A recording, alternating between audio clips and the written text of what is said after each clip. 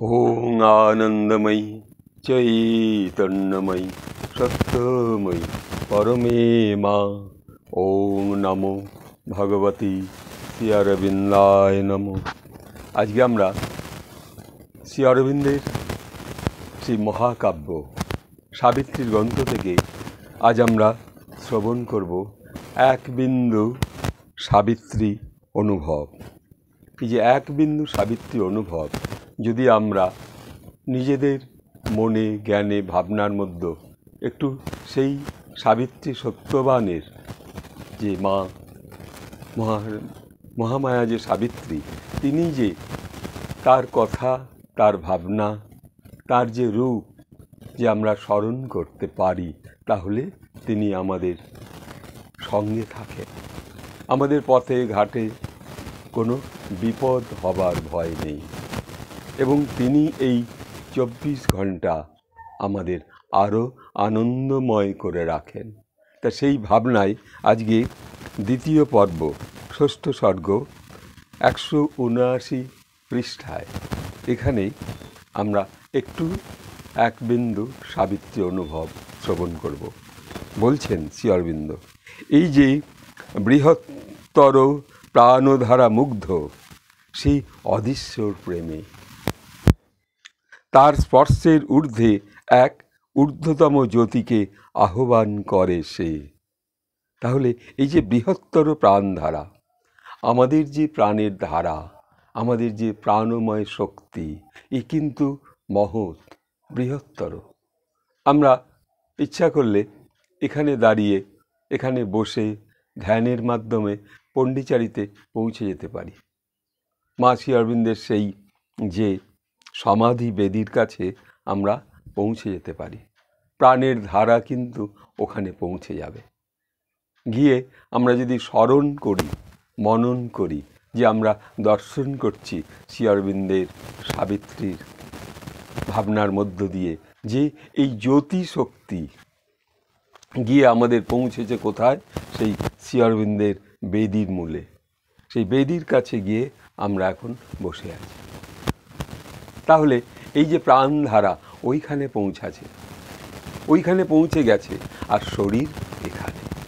তাহলে এই বৃহত্তর প্রাণধারা, আমরা ট্রেনে যেতে হলো না, প্লেনে যেতে হলো না, অথচ প্রাণশক্তিতে শ্রী অরবিন্দের সেই পণ্ডিচারীতে শ্রী মায়ের সেই সাজানো আসন, ওখানে আমরা দর্শন করতে পারছি।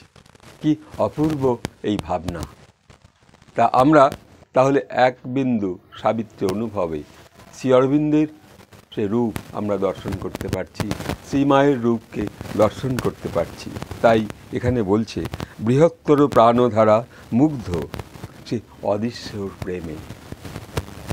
মা, তোমার সম্মুখে বসে আছি, আর যেন অদৃশ্য ভালোবাসা গিয়ে তোমার চরণে পৌঁছেছে। আমি সেই ধ্যান অনুভবে এসেছি তোমার কাছে।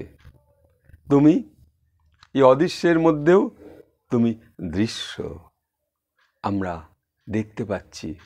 মায়ের সেই সমাধি বেদির সম্মুখে বসে আছি।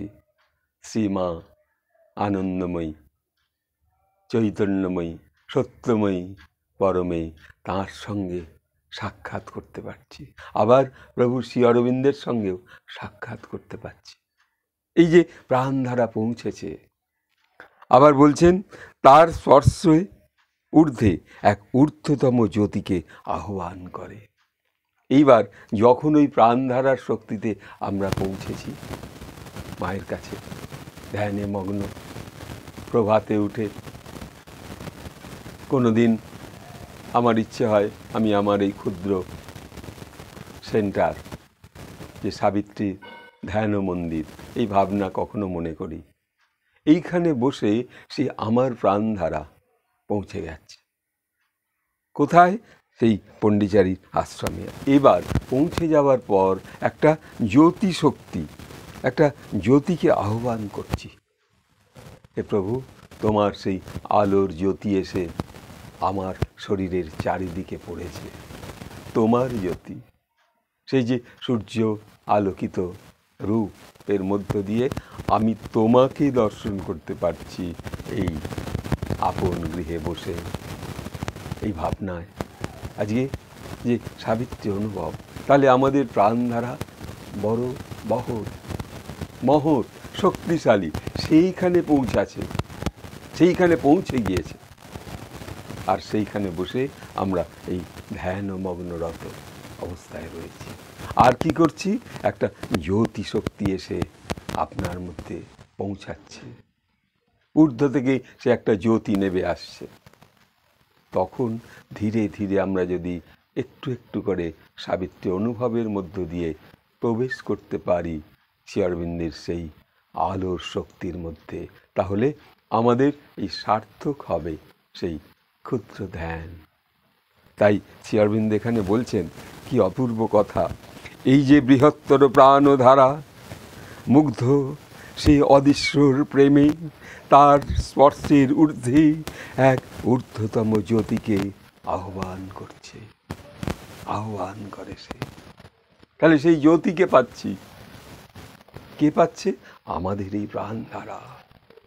তাহলে এই যে 2 মিনিট 5 মিনিট আমরা যে একটু ধ্যানে বসে সেই আপন প্রাণ শক্তিকে পৌঁছে দিতে পারছি, আবার ফিরিয়ে আনতে পারছি।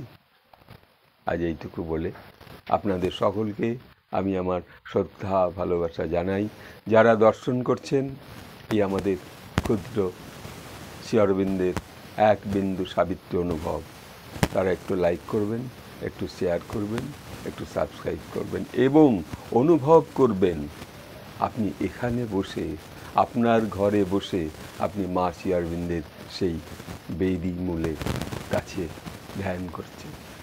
ওং আনন্দময়ী চৈতন্যময়ী সত্যময়ী পরমে মা।